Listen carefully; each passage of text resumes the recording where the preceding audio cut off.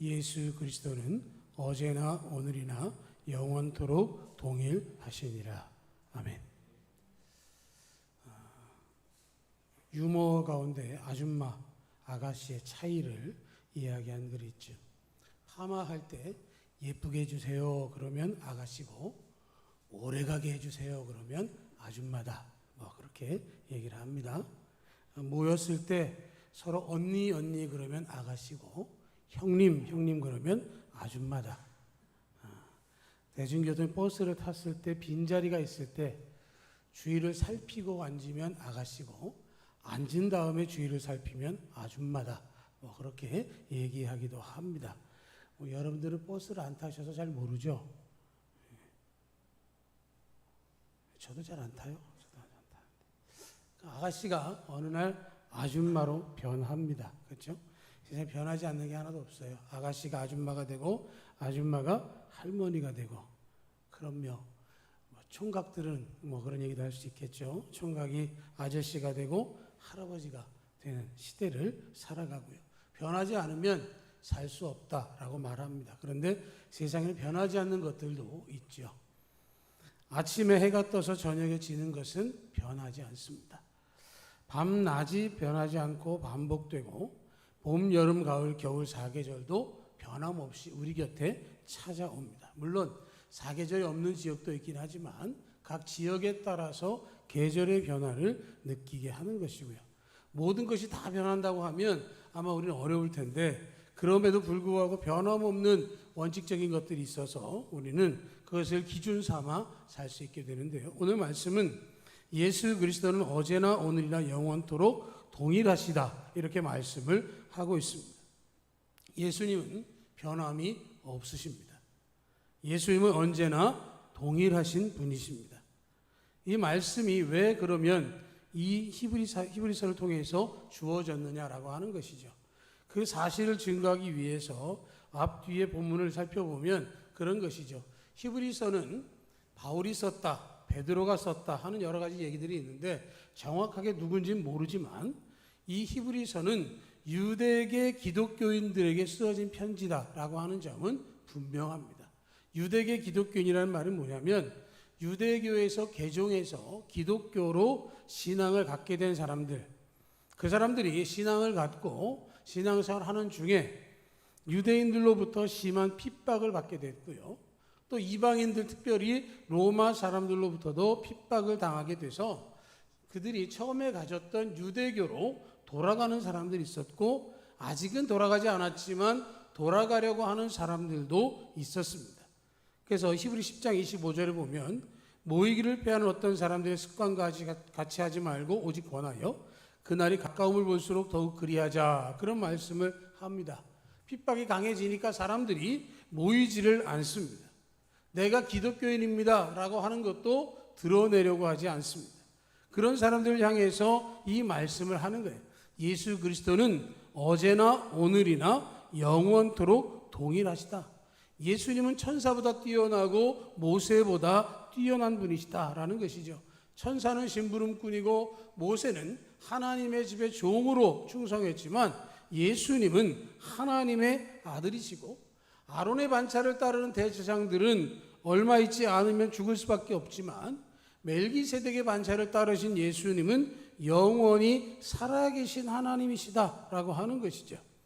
구약의 어떤 사람, 율법, 제사도 이루지 못했던 구원의 문제를 십자가와 부활을 통해서 완벽하게 이루셨습니다. 그래서 12장 2절에도 보면 믿음의 주요 또 온전하게 하신 이인 예수를 바라보자 라고 말씀을 하는 것이죠. 핍박을 당하고 환난을 겪는다고 해서 힘이 들다고 해서 예수님을 떠나게 되어지면 구원을 받을 수 없습니다.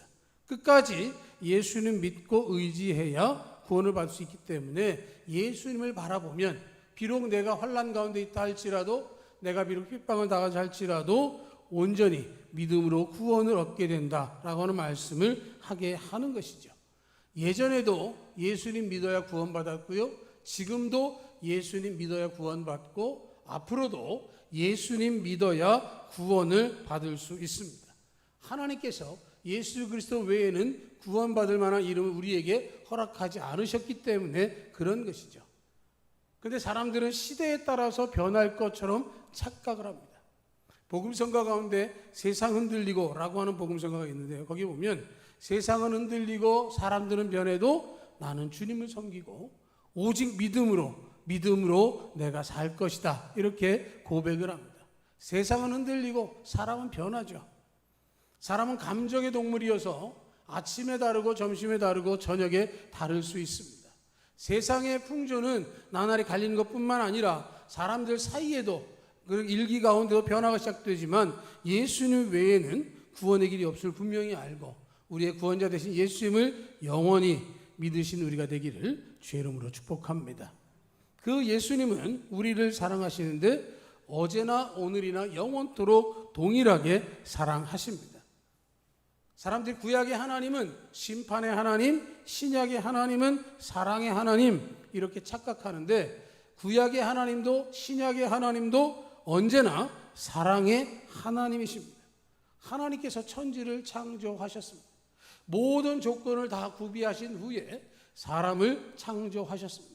하나님의 형상대로 흙으로 빚고 생기를 불어넣어 생명이 되게 하셔서 하나님과 교제하는 생영으로 살게 하셨고 영적인 존재로 모든 것들을 생육하고 번성하고 다스리고 충만한 존재로 살도록 인도해 주셨습니다. 이 모든 과정 속에 하나님의 사랑이 분명하게 드러나 있는 것이고요. 그 후에 그들이 범죄하고 애굽으로 내려갔을 때에도 그들을 출애굽시키셨고 광야에서 비록 40년을 방랑하게 하셨지만 그러나 가나안 땅으로 그들을 이끌어 들이셨습니다. 예수님께서 병자들을 고치시고 그리고 회복하신 것은 사랑이 있었기 때문에 가능한 일이었습니다. 구약의 하나님도 신약의 하나님도 우리를 위해서 사랑 가운데 역사하고 계신 것이고요. 어떻게 보면 누가복음에 나와 있는 탕자의 비유를 보면 아버지의 재산을 돌아가시기 전에 자기의 것을 챙겨가지고 먼 나라로 가서 허랑방탕하고 그리고 결국은 쫄딱 망해서 돼지의 쥐염 열매를 먹으려고 하는 그런 수준까지 떨어졌습니다. 그런데 그 아들을 향한 아버지의 마음이 어떻게 기록되어 있느냐면 매일매일 아버지는 저녁 무렵이 되면 아들이 돌아오기만을 기다리고 동구 밖에 나가서 기다리고 있습니다. 그 아들이 멀리서 돌아오는 모습이 보였을 때 버선발로 쫓아가서 그 아들을 맞아들였고 그를 온전히 회복시켜 주셨습니다. 팀 켈러 목사님은 이 장면을 탕부 하나님으로 소개합니다. 우리는 탕자를 떠올리지만 사실은 타락해서 떠나버린 아들을 기다리고 있는 그 아버지의 간절함이 하나님의 사랑으로 보여지는 것이고요. 잘할 때만 사랑하는 게 아니라 불효할 때에도 사랑해 주셨습니다. 어제나 오늘이나 영원토록 변함없이 하나님은 우리를 사랑하셨습니다. 우리는 우리의 생각으로 우리가 잘할 때만 하나님이 사랑하시고 우리가 못하면 하나님이 사랑하지 않는 것처럼 착각할 때가 있지만 그러나 하나님은 언제나 사랑하고 계시고 독생자 예수 그리스도를 십자가에 못 박아 죽게 하시기까지 우리를 사랑하셨다는 사실을 분명히 기억하시기를 축복합니다. 하나님의 약속, 하나님의 변함없으심은 동일하신데 그 하나님은 우리를 지켜주시는 것에서도 동일하시죠. 5절과 6절을 보시면 돈을 사랑하지 말고 있는 바를 족한 줄로 알라. 그가 친히 말씀하시기를 내가 결코 너희를 버리지 아니하고 너희를 떠나지 아니하리라 하셨느니라. 그러므로 우리가 담대히 말하되 주는 나를 돕는 이시니 내가 무서워하지 아니하겠노라. 사람이 내게 어찌하리요? 라는 말씀을 하고 있습니다. 돈을 사랑하지 말고 있는 바를 족한 줄로 알라. 이 시대에 돈도 나는 시대를 살 것을 어떻게 아셨는지 그 말씀을 지금 하고 있는 것이죠. 그런데 돈 이야기를 하지 않으세요. 거기에 대해서 족한 줄로 알라 그러시고 내가 채워주리라 그런 게 아니라 내가 결코 너희를 버리지 아니하고 너희를 떠나지 아니하리라. 내가 너를 지켜줄 거야 라는 말씀을 하고 있는 것이죠. 도울 때가 있고 돕지 못할 때가 있는 게 아니라 언제나 동일하게 우리를 도와주시는 하나님, 우리를 도우시는 하나님은 에벤에셀의 하나님이라고 말씀하고 있는 것이죠. 이스라엘이 미스바에서 회개의 집회를 하고 있을 때 블레셋 군대가 이스라엘을 침공합니다. 전쟁 준비를 갖추지 못했어요. 그들은 기도 중에 있었습니다. 집회 중에 있었습니다. 그런데 그때 하나님께서 우레를 바라셔서 블레셋을 물리쳐 주셨습니다. 이스라엘은 자기들이 쌓은 것은 아니지만 하나님께 지켜주신 것을 기념해서 큰 바위를 세우고 그 바위를 이름하기를 에벤 에셀이라고 했습니다. 도움의 돌이란 뜻이지만 풀어보면 여호와께서 우리를 도우셨다라는 의미를 가지고 있습니다. 내가 지금 이 자리에 있는 것, 내가 지금 이곳에서 믿음 생활하고 있는 것, 내가 하나님의 은혜를 기억하고 있는 것은 하나님께서 나를 도우셨기 때문에 가능한 일이고요. 그 하나님은 임마누엘로 우리와 함께하고 계십니다. 임마누엘이라는 뜻은 곧 하나님이 우리와 함께 하신다는 뜻입니다. 하나님은 어제도 오늘도 영원토록 우리와 함께 하시는 하나님이세요. 버리지 아니하시고 떠나지 아니하시고 우리와 함께 하시고 동행하시는 하나님이십니다. 우리의 손목을 붙들고 우리를 이끌어 주시는 동행하시는 하나님이세요. 내가 비록 그 손을 놓는다 할지라도 내 팔목을 잡으신 하나님의 손길이 결코 벗어지지 않았기 때문에 우리는 하나님과 동행하는 사람이요 하나님과 함께한 믿음의 삶을 살게 되어지는 것이고요.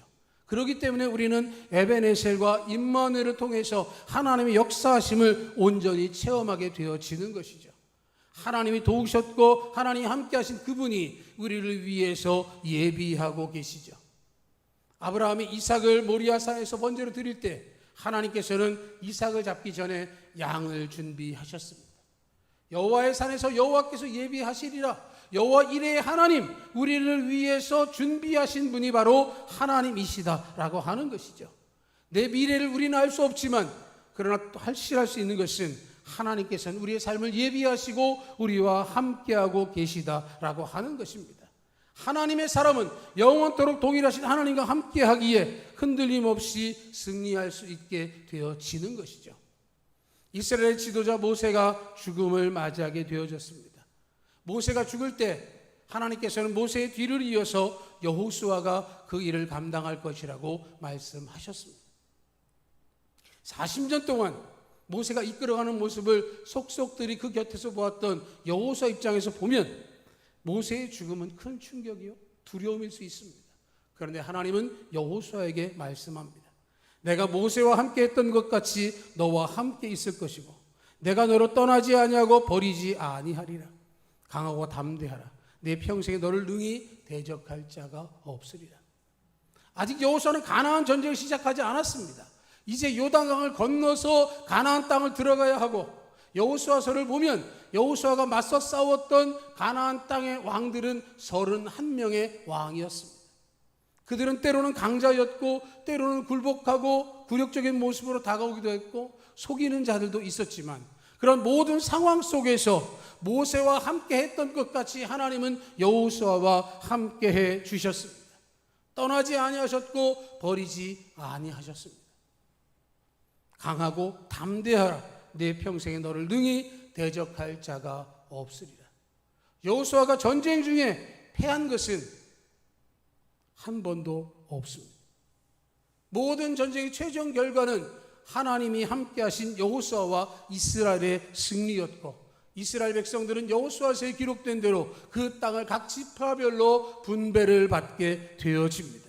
하나님께서 함께 하셨기에 이루신 일이죠. 사람들은 언젠가 떠나게 되어 있습니다.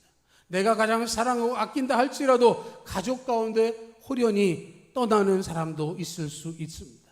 사람들은 나를 돕는다 할지라도 일시적일 수 있지만 하나님은 영원토록 우리를 도우시는 하나님이시고 우리와 함께 하시는 하나님이십니다. 어제나 오늘이나 영원토록 동일하신 하나님, 그 하나님을 향해서 믿고 나아가는 믿음의 삶을 가지시기를 축복합니다. 시편 기자는 144편 15절에서 이러한 백성은 복이 있나니 여호와를 자기 하나님으로 삼는 백성은 복이 있도다. 이 복이 다른 누구의 복이 아니라 바로 우리의 복이 되기를 원하고 어제나 오늘이나 영원토록 동일하신 하나님께서 예배하신 복을 누리는 우리의 모든 삶이 될 수 있기를 주님의 이름으로 축복합니다. 아멘.